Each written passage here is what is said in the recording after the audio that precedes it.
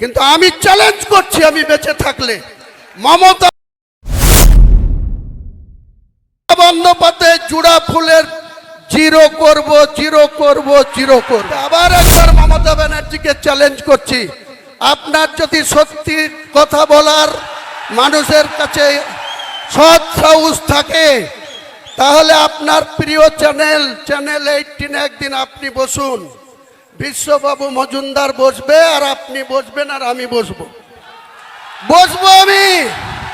আপনি বাংলার মানুষকে কতটা মিথ্যাচার করেন সেদিন প্রকাশ পাবে, বাংলার মানুষ দেখবে, ভারতবর্ষের মানুষ দেখবে যে আপনি মানুষকে ইউজ অ্যান্ড থ্রো, কাজের সময় কাজী আর কাজ ফুরালে পাঁজি।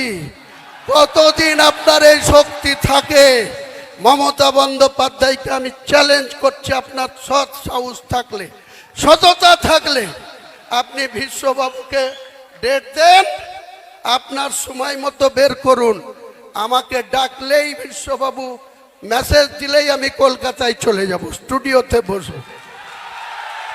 আপনার সঙ্গে যদি আমি কোনো গদ্দারি করে থাকি, কোন রকম কোনো অসহযোগিতা করে থাকি, নিশ্চয়ই আপনি বলবেন।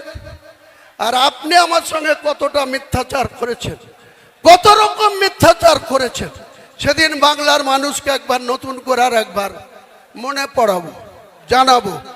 সিদ্ধান্ত নেওয়ার মালিক বাংলার জনগণ, সিদ্ধান্ত বাংলার মানুষ নেবে। আপনি আমাকে বলছেন গদ্দার। আপনি রাতের অন্ধকারে মালদা থেকে এসে আপনি আমাকে সাসপেন্ড করার কার সাথে কথা বললেন? লালগুলার বিধায়ক মোহাম্মদ আলী, ওই রঘুনাথগঞ্জের বিধায়ক মন্ত্রী আকরুজ্জামান, মুর্শিদাবাদের এমপি আবু তাহের খান, বহরমপুর পৌরসভার পৌরপিতা নারুগোপাল মুখার্জি, কাঁদির বিধায়ক সাংগঠনিক সভাপতি অপূর্ব সরকার, তাদের সঙ্গে বসে আলোচনা করে বললেন যে হুমায়ুন কবিরকে যদি দল থেকে সাসপেন্ড করি বা বের করে দিই, মুর্শিদাবাদের ক্ষতি হবে? তারা নির্দ্বিধায় বলে দিল কোনো ক্ষতি হবে না। আমি মমতা ব্যানার্জি আপনাকে মুর্শিদাবাদে 2011-তে একটা পেয়েছিলেন, আর 2004-এ আমাকে প্রার্থী না দিয়ে শুভেন্দুর কথায় 22টা প্রার্থী দিয়ে 4টে জিতেছিলেন। আর হুমায়ুন কবির আবার আপনার হাতে পায়ে ধরে এই তৃণমূলে এসে 20টা পায়ে দিয়েছিলাম। আজকে চ্যালেঞ্জ আমার, কোন শক্তি থাকলে মুর্শিদাবাদে আপনি খাতা খুলে দেখাবেন।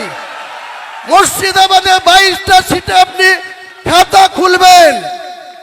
2 বিজেপি আছে, বিজেপি হয়তো 2-1টা সিট বাড়িয়ে নিতে পারে, তাদের যা কৌশল, তাদের যা অর্থবল, তাদের যা কৌশল অবলম্বন করে চলছে।